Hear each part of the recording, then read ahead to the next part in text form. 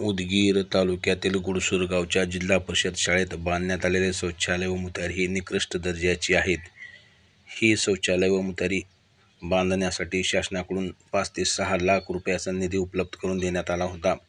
शौचालय व मुतारीचे काम गुडसूर ग्रामपंचायतीच्या वतीने करण्यात आलेले आहे। या शौचालयास लावण्यात आलेले दार हे अतिशय निकृष्ट दर्जाचे असून 5 वर्षाच्या मुलाने रागाने जोरात लाथ मारली तर ते दार आपल्याप तुटून पडते एवढी त्या दाराची मजबूती आहे।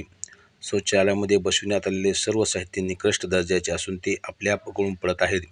शौचालयास पाण्याची व्यवस्था नाही। या शाळेतील 10वीच्या मुलांना देखील शौचालयासाठी उघड्यावर जावे लागते।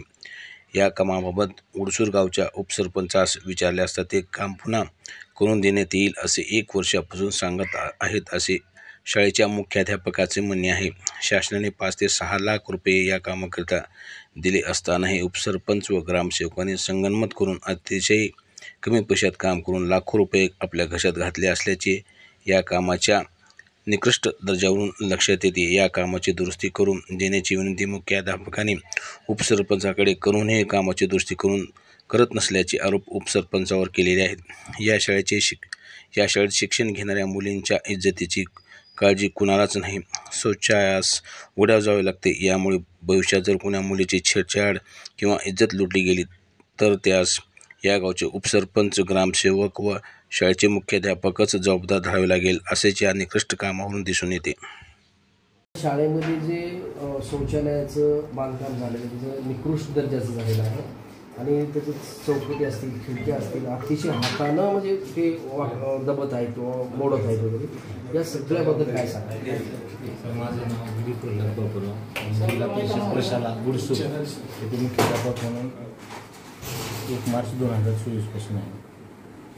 गेल्या वर्षी सर आमच्या इथं टॉयलेटचं काम झालेलं आहे, तर त्याचे दार आणि त्याच्या खालच्या फ्लोरिंग केलेले नाही। गेल्या वर्षभर आम्ही मागणी केली परंतु ते काय दुरुस्त करून देत नाही। बाजूला पण एक आहे सर, ते पण दुरुस्त करून नाही, म्हणजे सध्या एक पण चालू नाही।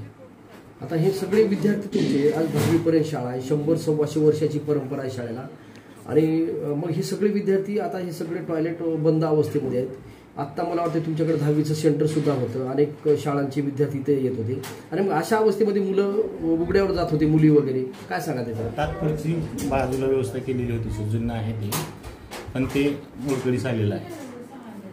बाकी पण अनेक विद्यार्थी उघड्यावर जाण्याचे व्हिडिओ आहेत। उघड्यावर आपल्या शाळेचे विद्यार्थी जात होते, आपल्या पण शाळेचे उघड्यावर जात होते। मग तुम्ही मुलांना उघड्यावर जाऊ नका म्हणून काय सांगितलं? म्हणजे शासनाकडे पर्याय व्यवस्था नव्हती ना सर, म्हणून तुम्ही लग्नासाठी बाजूला जी सर आपण आतापर्यंत ग्रामपंचायतीकडे किती वेळेस तक्रार